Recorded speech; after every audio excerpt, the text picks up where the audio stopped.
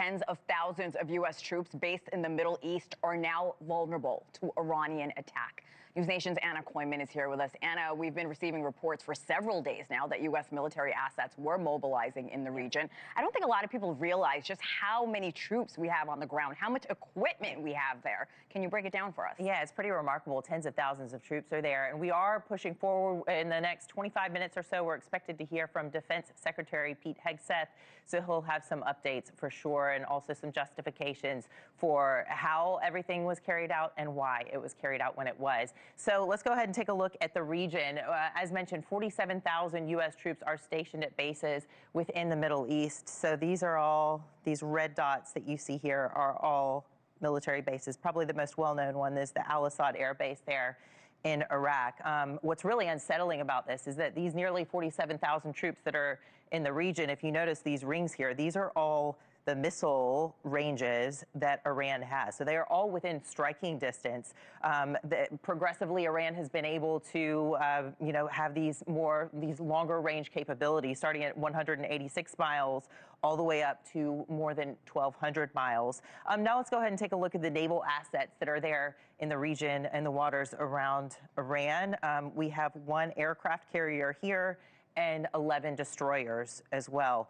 If you want to take a look at the common naval formations here, so this is for the strike group. It's got one aircraft carrier, one cruiser, 4 to 6 destroyers, one attack submarine, one replenishment ship, 75 aircraft, including 44 strike fighters, and 7,500 sailors and Marines to man all of that.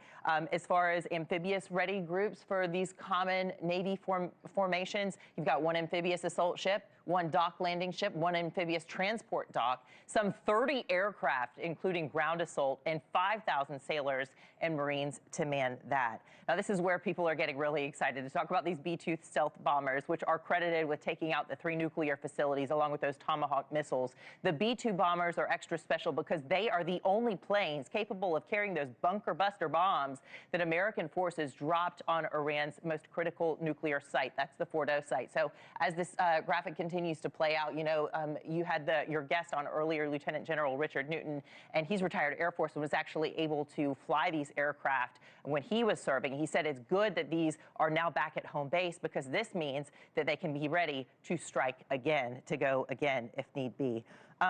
In the arsenal, also, they have these B-52s. These are smaller aircraft. They are stationed here at this Naval Support Facility in Diego Garcia. What's unsettling about this as well, Hena, if you take a look one more time at the missile ranges there, this is within the missile range for Iranian hostile acts that could potentially be happening. You heard that warning from President Donald Trump last night. His speech was not just to Americans, but definitely to the Ayatollah, and saying, look, if you retaliate to Americans in the region or here at home, the force that you're going to see is a lot worse than what you saw last night. So these targets might not just be nuclear facilities and military facilities. He might hit, oil refineries and gas and power, and really try to hit them economically as well. So we'll be tracking all that for you. We certainly will. Hena Kooiman, really great breakdown. Thank you for that. Thank you for watching. Subscribe below and download our NewsNation app right now on your phone, and you will get fact-based, unbiased news for all Americans.